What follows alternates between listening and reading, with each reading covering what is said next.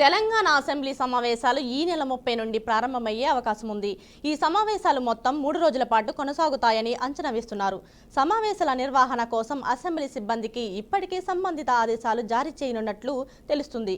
ఈ సమావేశాల్లో ప్రధానంగా కాళేశ్వరం కమిషనర్ రిపోర్టుపై చర్చ జరుగుతుంది. ఇదే అంశంపై మా ప్రతినిధి మరింత సమాచారం అందజేస్తారు. చెప్పండి రాజేంద్ర. Thank you Kalyani. తెలంగాణ రాష్ట్ర శాసనసభ సమావేశాలు ఈ నెల 30వ తేదీన ప్రారంభమై 3 రోజుల పాటు జరిగే అవకాశం ఉన్నట్లుగా సమాచారం అందుతుంది. ఈ నేపథ్యంలోనే శాసనసభకు సంబంధించిన సచివాలయం సంబంధించిన సిబ్బందికి కూడా సమాచారం ఇచ్చినట్టుగా కూడా తెలుస్తాం.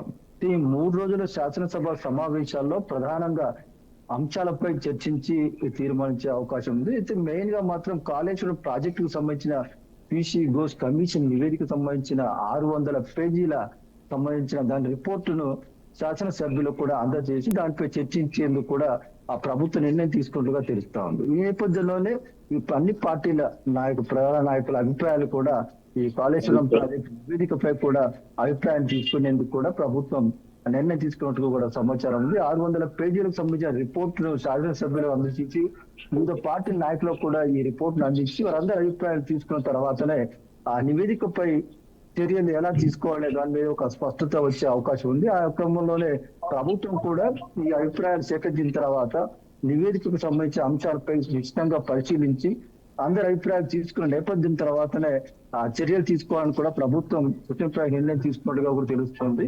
ఈ 3 రోజుల పాటు జరుగుతున్న శాసనసభ సమావేశాల్లో ఏదైతే అభిప్రాయ సేకరణ జరగనుందో ఆ తర్వాత నివేదికపై మాత్రం ప్రభుత్వము చర్యలు తీసుకునే పరిస్థితులు కనిపిస్తా ఉన్నాయి. అయితే శాసనసభ సమావేశాల్లో కాళేశ్వరం ప్రాజెక్టుపై అంశంతో పాటు బీసీ సంబంధించిన 42% రిజర్వేషన్ సంబంధించిన బిల్లుకు సంబంధించిన అంశాలు ఇతర ప్రధానమైన అంశాలపై కూడా చర్చించే అవకాశాలు ఉన్నాయి. Kalyan, thank you Rajendra.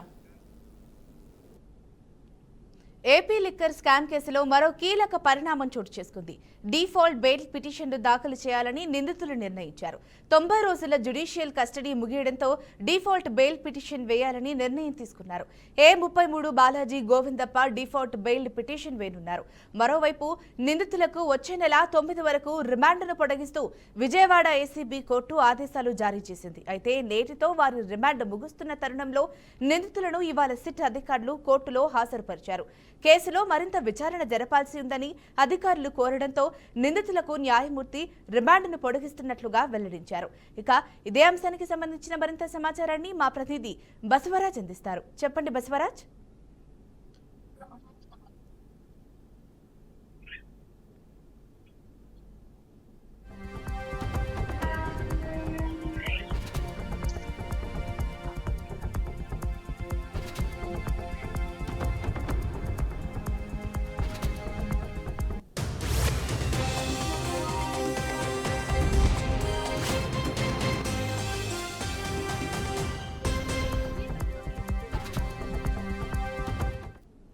చెప్పండి బసవరాజ్.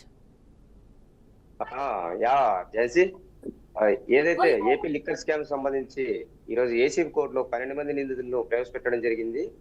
అయితే ఈ 12 మంది కూడా వీళ్ళకి సంబంధించిన ఛార్జ్ షీటు సకాలంలో ఏదైతే ఏసీబీ కోర్టుకు సమర్పించకుండా, అదేవిధంగా ఏదైతే సిరీస్ వరుస క్రమము సరిగిలేని క్రమంగా ఏసీబీ కోర్టు అయితే అంటే మరొకసారి ఏదైతే ఛార్జ్ షీటును అంటే కరెక్షన్ చేసి మళ్ళీ సమర్పించాలని కోర్టు చెప్పడం జరిగింది. ఈ నేపథ్యంలో అంటే మరి వాళ్ళ బెయిల్ పిటిషన్ పొడిగించినట్లు తెలుస్తా ఉంది. సెప్టెంబర్ 9 వరకు మళ్ళీ రిమాండ్ విధించారు. అంటే ఈ క్రమంలో ఏదైతే డిఫాల్ట్ బెయిల్ పిటిషన్ ఏదైతే ఈ 12 మంది నిందితులు ఏపీ లిక్కర్ స్కామ్ లో ఉన్న ఈ 12 మంది ఎవరైతే రాజ్ కసిరెడ్డి మొదలు ధనంజయ రెడ్డి, కృష్ణమోహన్ రెడ్డి, అదేవిధంగా బాలాజీ గోవిందప్ప వరకు కూడా వీళ్ళంతా కూడా డిఫాల్ట్ పిటిషన్ దాఖలు చేసే పరిస్థితి. గోవిందప్ప, బాలాజీ గోవిందప్ప డిఫాల్ట్ పిటిషన్ దాఖలు చేశారు. అయితే ఏదైతే దర్యాప్తు సంస్థలు, అది సిట్ కావచ్చు, ఏసీబీ కావచ్చు, మరొకటి కావచ్చు, దర్యాప్తు సంస్థలు సకాలంలో లేదా ఇన్ టైంలో ఛార్జ్ షీట్ దాఖలు చేయకుండా దర్యాప్తు పూర్తి చేయని పక్షంలో డిఫాల్ట్ బెయిల్ పిటిషన్ కు అవకాశం ఉంటుంది. అది చట్టం కల్పించిన హక్కు. ఈ క్రమాన్ని ఏదైతే ఆర్టికల్ 21 ని ఉపయోగించుకొని బాలాజీ గోవిందప్ప డిఫాల్ట్ బెయిల్ వేసే అవకాశాలు కనిపిస్తా ఉన్నాయి. మరి ఓవరాల్ గా ఈ 12 మందిని ఈ రోజు ఏసీబీ కోర్టు ముందు హాజరుపరచగా మరోసారి రిమాండ్ విధించడంతో అంటే కొందరిని గుంటూరు జైలుకు, అదేవిధంగా మిథున్ రెడ్డిని రాజమండ్రి జైలుకు, మిగతా వాళ్ళని విజయవాడ జైలుకు కూడా పంపిన పరిస్థితి. మరి తదుపరి విచారణ లేదా తదుపరి రిమాండ్ అనంతరం ఈ బెయిల్ పిటిషన్ కోర్టు ఏ విధంగా చూస్తుంది, అదేవిధంగా తదుపరి అంశాలు మరి ఈ ఛార్జ్ షీట్ ఏ విధంగా ఎన్ని రోజుల్లో వాళ్ళు దాఖలు చేస్తారు కోర్టుకు అనేది చూడాలి Jhansi. Right, thank you Basavaraj.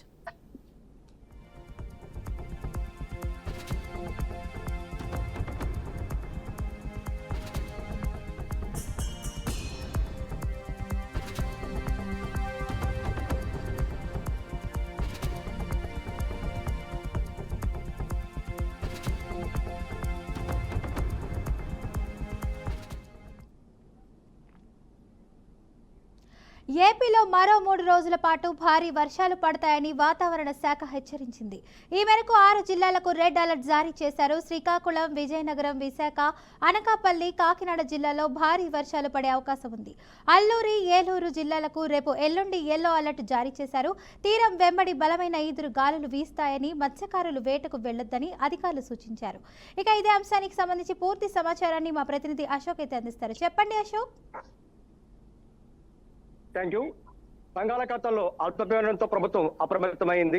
అల్పపీడనం ప్రభావంతో ఉత్తర కోస్తా జిల్లాల్లో పలుచోట్ల వర్షాలు పడుతున్నాయి. ఇప్పటికే పలుచోట్ల వర్షాలు కురుస్తుండటంతో హోంమంత్రి హరిత సమీక్షా సమావేశాలు ఏర్పాటు చేశారు. అన్ని జిల్లాల్లో కంట్రోల్ రూమ్స్ ఏర్పాటు చేసి లోతట్టు ప్రాంతంలోని ఎప్పటికప్పుడు వాళ్ళ స్థాయి నుండి కూడా ప్రతి ఒక్కరిని కూడా ప్రత్యేక స్థాయి నుండి కూడా కంప్లీట్ గా ఈ యొక్క క్షేత్రస్థాయిలో అధికారులు అందుబాటులో ఉండాలని చెప్పేసి ఆదేశాలు అయితే జారీ చేశారు. సహాయ చర్యలకు ఎన్డీఆర్ఎఫ్ సిద్ధంగా ఉండాలని, ప్రమాదకర హోర్డింగులు, కూలిన చెట్లకు వెంటనే తొలగించాలని చెప్పేసి పూర్తి స్థాయిలో వారికి అందరికీ కూడా ఆదేశాలు అయితే జారీ చేరింది. వాయవ్య బంగాళాఖాతంలో మరో అల్పపీడనం రాబోయే 2 రోజుల్లో మరింత బలపడే అవకాశం అయితే ఉంది. అలాగే అల్పపీడన ప్రభావంతో ఏపీలో భారీ వర్షాలు, అనకాపల్లి, విశాఖ, అల్లూరు జిల్లాలో అతి భారీ వర్షాలు కూడా పడే అవకాశం ఉంది. పూర్తి స్థాయిలో రేపు ఉత్తర కోస్తాలో భారీ వర్షం కురిసే అవకాశం ఉండడంతో జిల్లా కలెక్టర్లతో అత్యవసర సమీక్ష సూచనలు నిర్వహించాలని సూచన కార్యక్రమం ఏర్పాటు చేయడం జరిగింది. Right, thank you Ashok.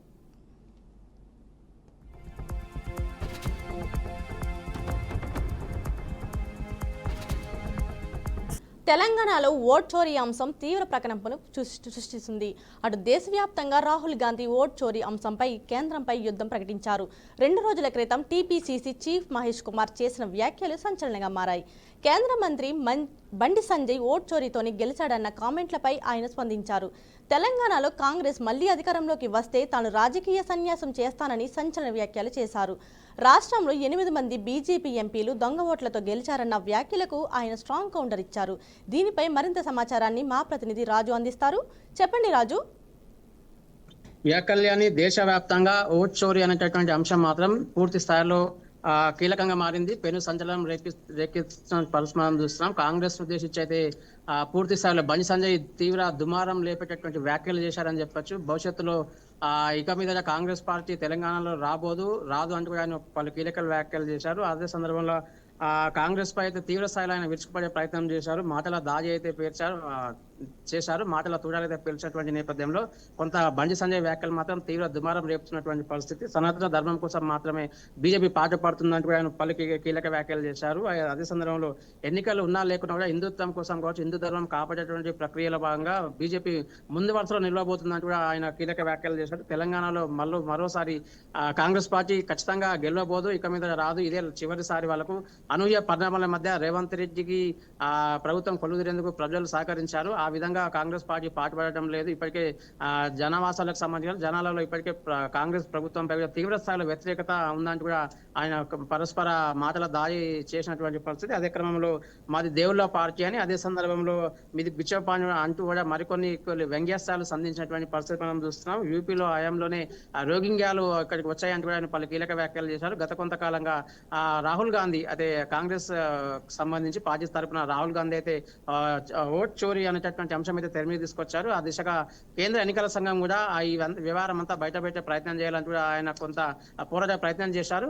Rahul గాంధీతో పాటు కాంగ్రెస్ పార్టీ పెద్దల వ్యవహార శైలిని పూర్తి స్థాయిలో బీజేపీ మాత్రం తప్పుపట్టే ప్రయత్నం చేసింది. ఇందులో భాగంగా బండి సంజయ్ మాత్రం తీవ్ర స్థాయిలో విరుచుకుపడే ప్రయత్నం చేశారు. కాంగ్రెస్ పార్టీని ఉద్దేశించి రాహుల్ గాంధీని కూడా ఇండైరెక్ట్ గా ఉద్దేశించి పలు కీలక వ్యాఖ్యలు చేసిన పరిస్థితి.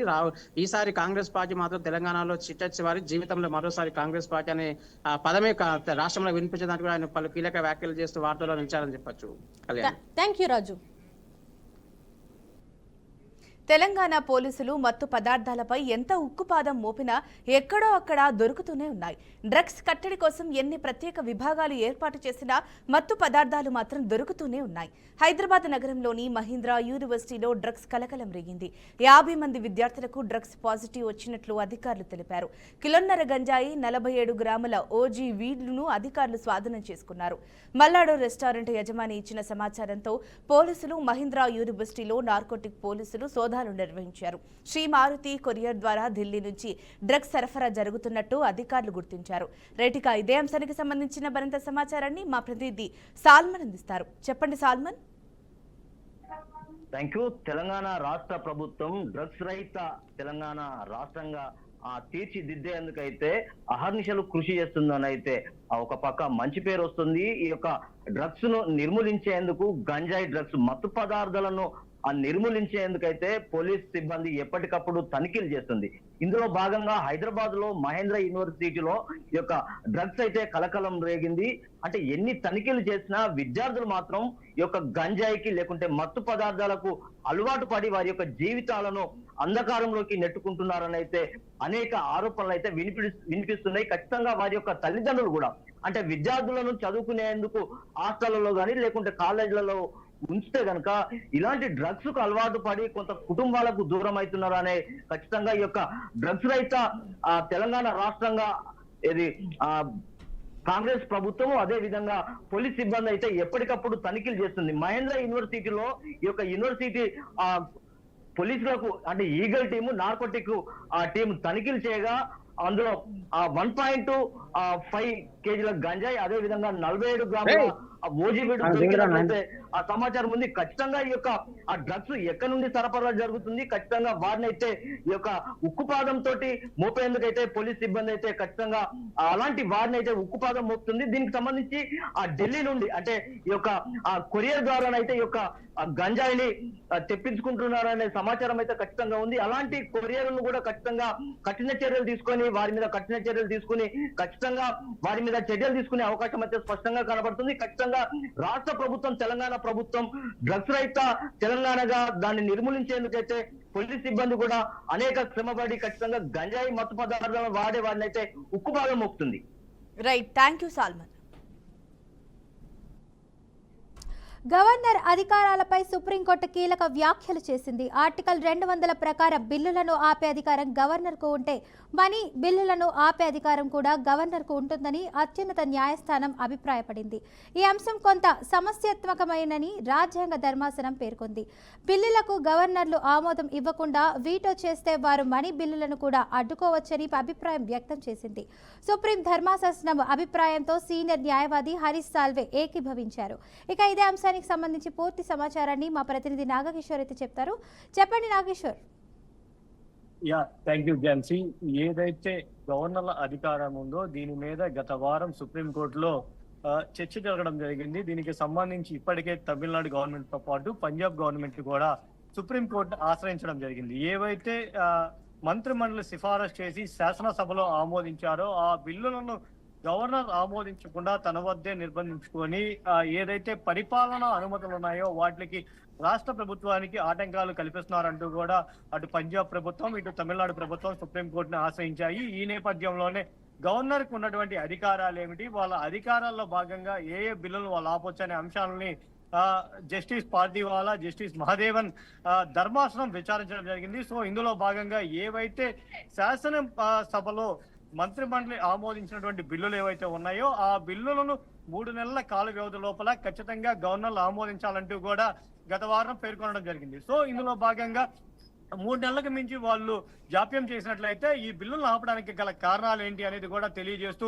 వాళ్ళకు లెటర్ ఇవ్వాలంటూ కూడా సుప్రీంకోర్టు ధర్మాసనం చెప్పడం జరిగింది. దీనిలో భాగంగా ఏదైతే బిల్లులు ఉన్నాయో వాటిని రాష్ట్రపతికి పంపిస్తున్నామంటూ కూడా కాలయాపన చేయడం సరైనది కాదు. ఏదైతే గవర్నర్లకు 200 అధికారం ఉందో ఆ అధికారాన్ని వీళ్ళు పట్టించుకోకుండా అధికారాన్ని దొంగలకు దొక్కుతున్నారంటూ కూడా సుప్రీంకోర్టు ఆ ధర్మాసనం కొంచెం ఘాటుగానే వ్యాఖ్యానించింది. ఇలా అయితే ప్రభుత్వం ప్రజల ద్వారా ఎన్నుకున్నటువంటి ప్రభుత్వాలు ఏవైతే ఉన్నాయో ఇంకా అంతకాడికి ఎందుకు వాళ్ళు కీలుబొమ్మలుగా మారడం తప్పించి చేసేది ఏముండదు. మొత్తం గవర్నర్లే తమ చేతిలో పెట్టుకున్నట్లయితే ఈ రాజ్యాంగ అధికారాలు గుండా ప్రభుత్వాన్ని పాలించే పరిస్థితి కూడా ఉండదంటూ గత వారం పేర్కొనడం జరిగింది. సో ఈ నేపథ్యంలోనే దీనికి సంబంధించి ఇప్పుడు సుప్రీంకోర్టు ప్రధాన న్యాయమూర్తి ముందు దీని మీద చర్చించడం జరిగింది. దీనికి సంబంధించి ఇప్పటికే రాష్ట్రపతి 12 ప్రశ్నలతోటి సుప్రీంకోర్టుకి లేఖ రాయడం కూడా జరిగింది. ఏదైతే 200 రాజ్యాంగ అధికారం ఉందో ఈ రాజ్యాంగ అధికారానికి సంబంధించి గవర్నర్లు 3 నెలల బిల్లులు ఆపే అధికారం గవర్నర్లకు ఉన్నట్లయితే అదేవిధంగా మనీ ల్యాండింగ్ సంబంధించి వచ్చే బిల్లులను కూడా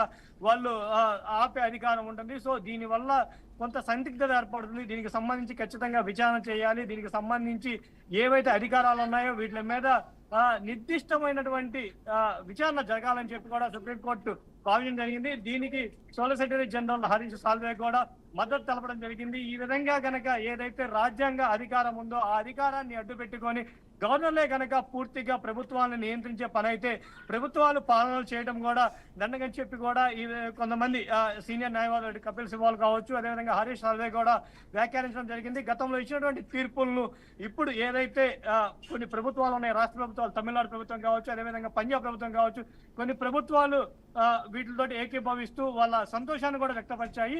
సో ఈ నేపథ్యంలోనే రాష్ట్రపతి ఏదైతే సుప్రీంకోర్టుకి అధికారాలు ఉన్నాయో ఆ అధికారాలు ఈ రాజ్యాంగ అధికారాన్ని చేర్చలేమంటూ కూడా కొన్ని కీలక ప్రశ్నలు సంధించిన నేపథ్యంలో దీని విచారణ అయితే జరుగుతా ఉంది. మరికొద్ది సేపట్లో దీని విచారణకు సంబంధించి కూడా కీలక అంశాలు ఏవైతే విచారణకు సంబంధించినటువంటి కీలక నిర్ణయాలు ఏవైతే ఉన్నాయో వచ్చే అవకాశం ఉంది. ఏదేమైనా కానీ గవర్నర్ అధికారాలు వర్సెస్ రాష్ట్ర ప్రభుత్వ అధికారాలు అనే దాని మీద సుదీర్ఘ చర్చ అయితే జరుగుతుందని మనం భావించవచ్చు. Fatima. Right, thank you Nagakishore.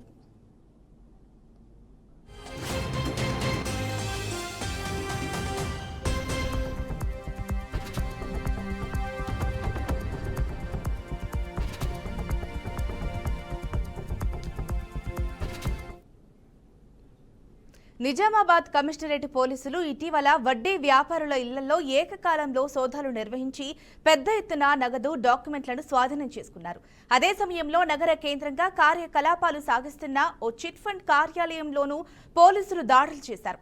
ఈ సోదాలలో 1.04 కోట్ల రూపాయల నగదు, అప్పు కింద తనఖాగా పెట్టుకున్న 15కు పైగా ఆస్తి పత్రాలు బయటపడ్డాయి. నిర్వాహకులు పోలీసులు రాకముందే డబ్బు కట్టలను బయట విసిరి పారేయడానికి ప్రయత్నించినా పోలీసులు వాటిని సీజ్ చేసి పంచుల సమక్షంలో పంచనామా పూర్తి చేశారు. ఈ ఘటనతో చిట్ ఫండ్ ముసుగులో వడ్డీ వ్యాపారం జరుగుతోందని స్పష్టమయ్యింది.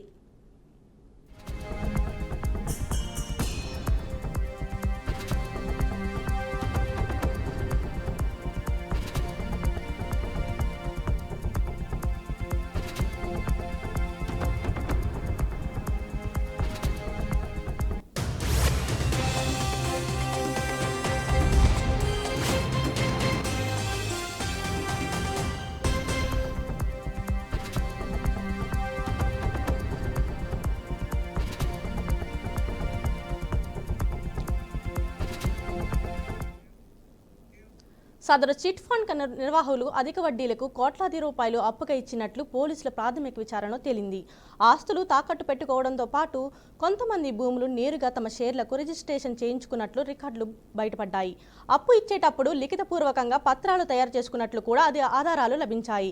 ఈ విషయాలను పరిగణలోకి తీసుకుని కేసును మరింత లోతుగా విచారణ చేయాలని కమిషనరేట్ అధికారులు భావిస్తున్నారు.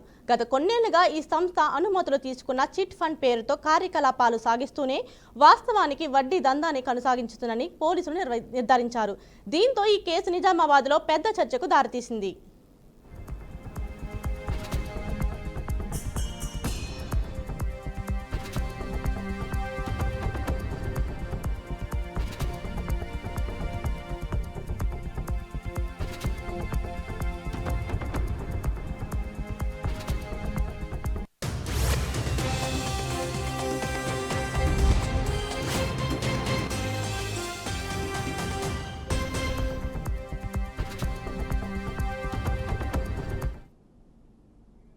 చిట్ ఫండ్ సంస్థపై పోలీసులు దాడులు నిర్వహించి నగదు ఆస్తిపత్రాలు స్వాధీనం చేసుకున్న తర్వాత కేసు నమోదు కాకుండా తప్పించుకోవడానికి నిర్వాహకులు పెద్ద ఎత్తున పైరవీలు చేసినట్లు సమాచారం. ముఖ్యంగా ఉన్నత సామాజిక వర్గానికి చెందిన ఓ రియల్ ఎస్టేట్ వ్యాపారి నేరుగా రంగంలోకి దిగి రాజకీయ నేతలతో సహా పోలీసు అధికారులపై ఒత్తిడి తీసుకొచ్చినట్లు చెప్తున్నారు. అయితే ఈ ఒత్తిడులకు లొంగకుండా నిజామాబాద్ సిపి సాయి చైతన్య కేసు దర్యాప్తు పారదర్శకంగా పర్యవేక్షిస్తున్నారని తెలుస్తోంది. ఏకకాలంలో నిర్వహించిన ఈ దాడులు చిట్ ఫండ్ ముసుగులో వడ్డీ వ్యాపారం చేస్తున్న వారికి పెద్ద షాక్ ఇచ్చాయి. ఇకపై పోలీసులు ఎలాంటి చర్యలు తీసుకుంటారో, ఈ కేసు ఎటువంటి మలుపు తిరుగుతుందో చూడాల్సి ఉంది.